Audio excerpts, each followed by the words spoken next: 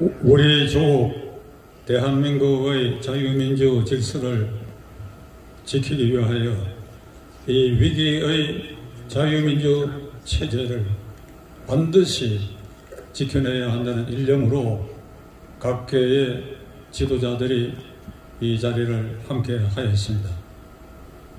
다가오는 3월 9일 대통령 선거는 단순한 정권 교체가 아닙니다. 우리가 정권 교체라는 말을 쓸 때는 이건 태평성대의 개념으로 쓰여져야 합니다. 이 당과 저 당 또 다른 사람들이 부부하여 그 중에 표를 많이 얻는 사람이 대통령이 된다. 그 대통령이 된 사람이 이끄는 5년도 대한민국의 근본에는 크게 변화가 없을 것이다. 또 낙선한 사람이 참 아깝게 낙선했지만은 그가 대통령이 됐다 하더라도 나라에 큰 변형은 없을 것이다. 이런 선거일 경우에 우리는 정권 교체란 말을 쓸 수 있어야 한다고 생각합니다. 그리고 3월 9일 대통령 선거는 어떤 선거냐?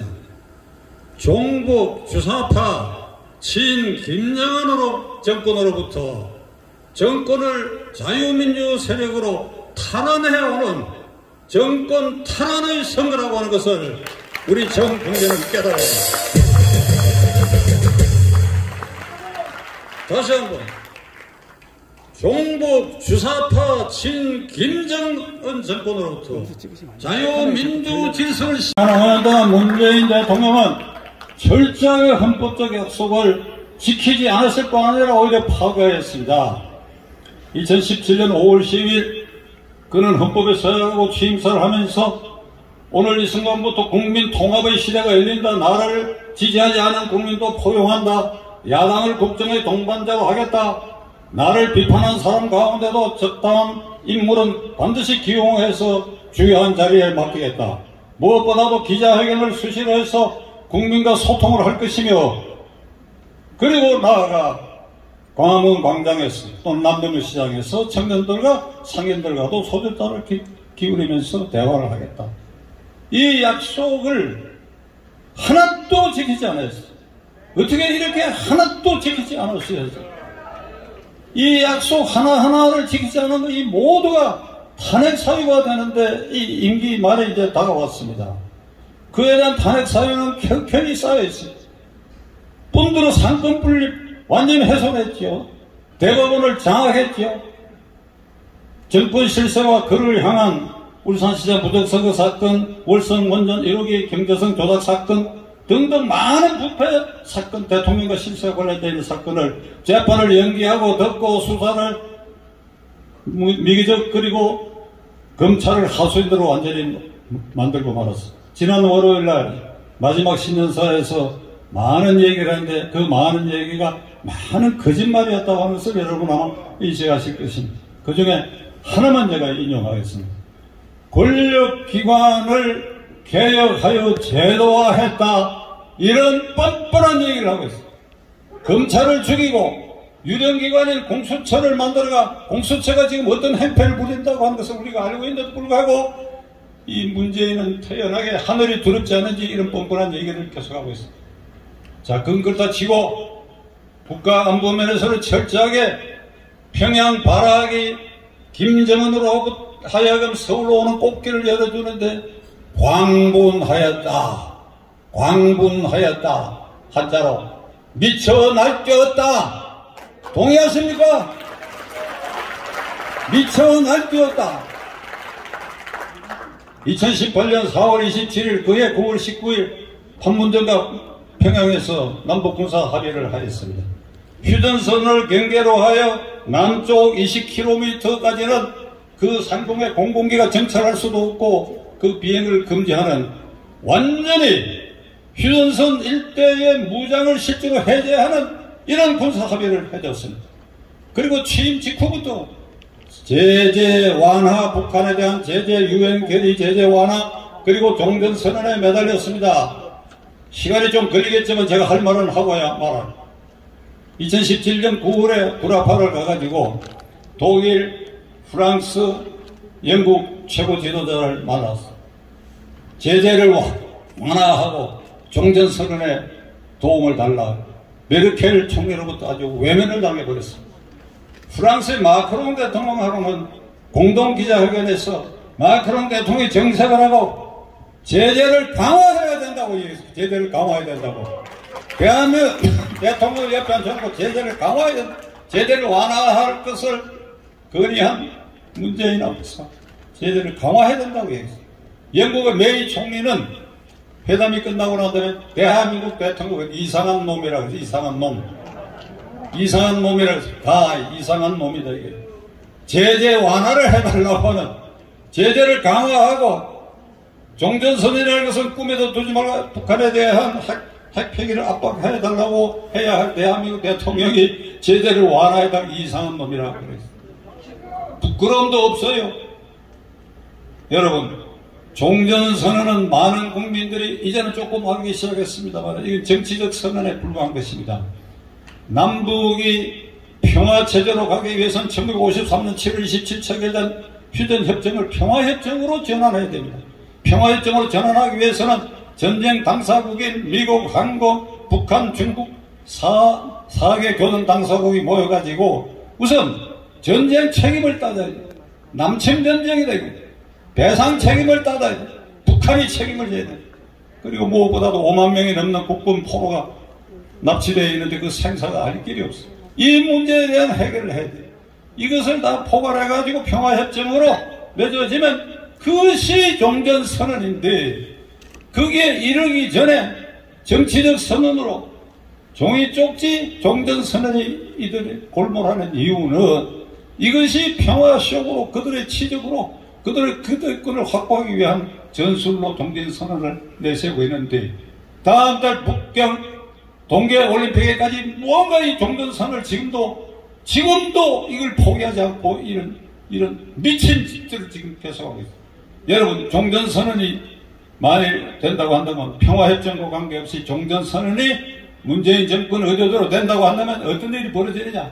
광화문 광장에 민노총 정교조동 극좌파에서 장악이 되고 그래야 거기에는 미국 대사관을 향해가지고 종전선언이 됐으니까 유엔군 미군은 물러가라. 언제까지 물러가지 않으면 우리가 광화문에는 미 대사관을 점령할 것이다.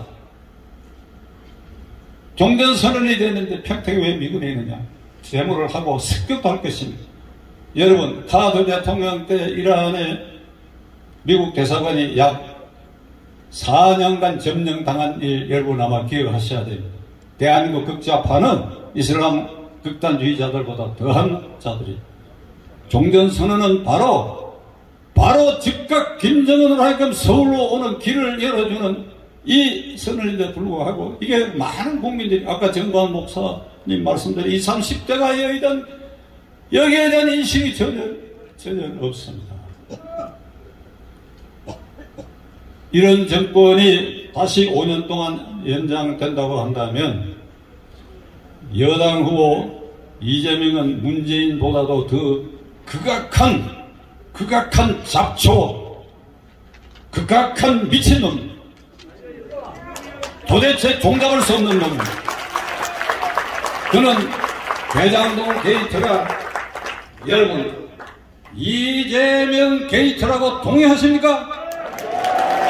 그가 죽음을 동의하십니까? 9월 14일날 그는 기자회견을 통해서 공개적으로 당군 이래의 최대의 수익을 내린 이 대장동 개발 사업은 내가 설계하고 집행했다고 자백했습니다. 그 뒤에 문제가 생기기 시작하자 입을 닫고 동문서답하는 거짓말을 쏟아내기 시작했고 그런 과정에서 그의 측근 유동규는 자살 미수를 했고 성남은 개발본부장 유한기 씨는 스스로 목숨을 끊었고 그로부터 열 이틀 뒤에 개발본부 처장 김문기 씨가 스스로 목숨을 끊었습니다. 대장동 게이트, 이재명 게이트는 시신의 더미 위에 죽음의 계곡 위에 피어오른 악마의 존재로 지금 변질되어 있는데도 불구하고 이재명은 이를 덮기 위해서 매일 여기 가서 심지어는 발모 비용까지 국가가 부담해 주겠다는 황당한 공약들을 하고 돌아다니고 있는데 이 미친 개가 만일 대통령이 된다고 한다면 문재인 정권보다도 더한 짓을 할 것이다.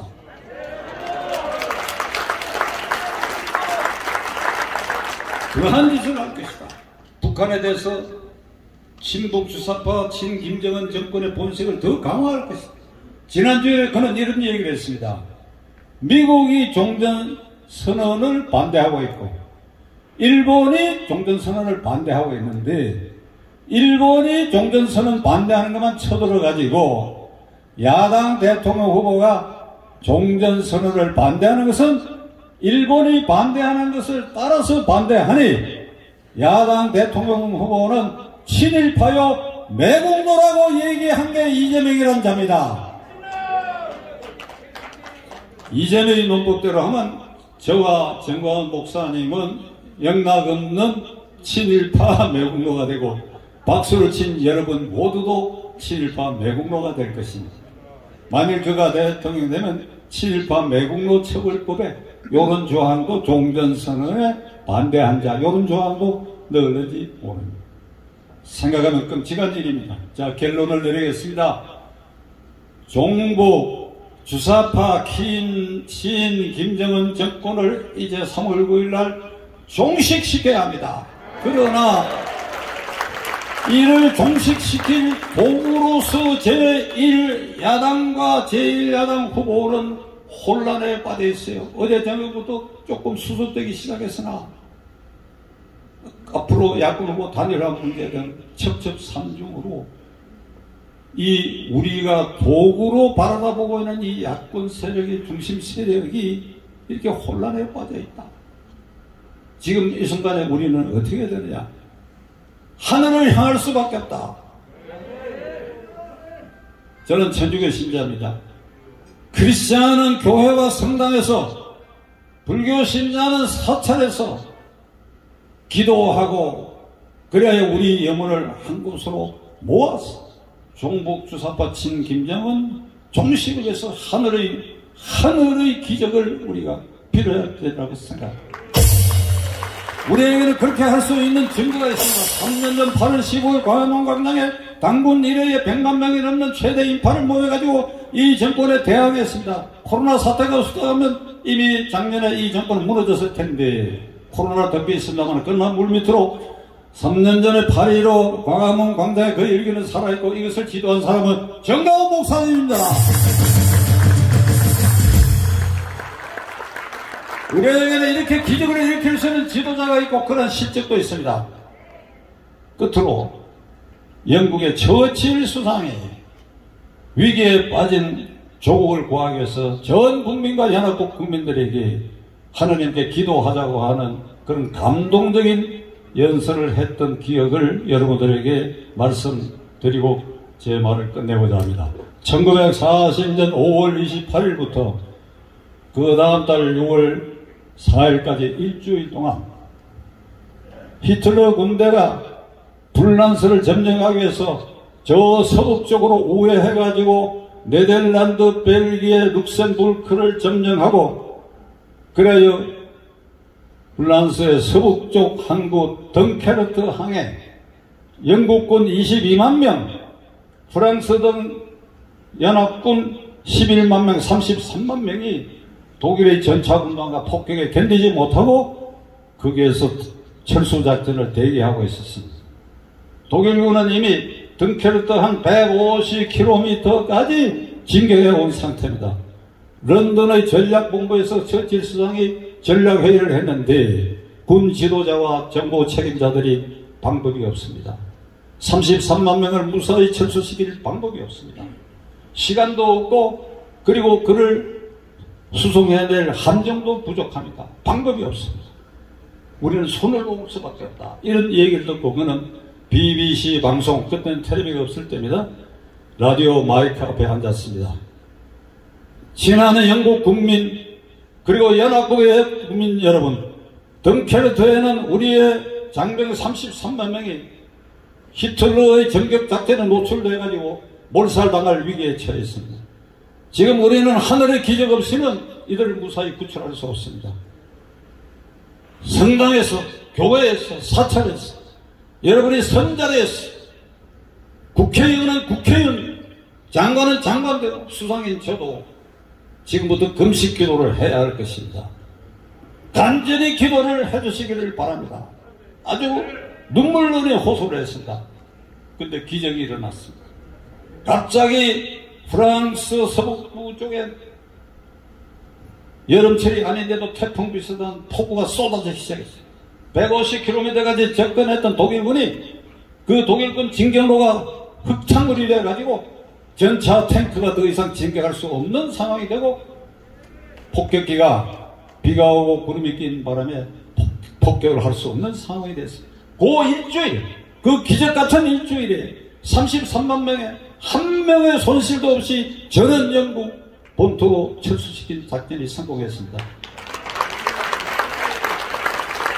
9일 처칠 수상은 전쟁 2차전 회고록에서 2차전 회고록은 문학작품으로서 노벨 문학상을 받은 작품인데 처칠이 노벨 평화상이 아니라 처칠이 노벨 문학상을 받은 그 전쟁 회고록이 그때 철수작전이 성공한 것은 기도의 힘이었다고 그는 기록하고 있습니다. 지금 우리는 이 순간에 3년 전 8월 15일 광화문 광장에 역사 이래의 최대 인파를 모았던 정광 목사가 지도했던 그 기적, 이걸 지금 3월 9일날까지 이걸 재현해야 할 절박한 순간에 왔습니다. 우리 모두 기도하고 하늘을 향하여 염원하여 한 곳으로 종교 주사파 친김정권을 족쇄시켰는데 힘을 한 군데로 모아가야 할 것이다. 감사합니다. 자,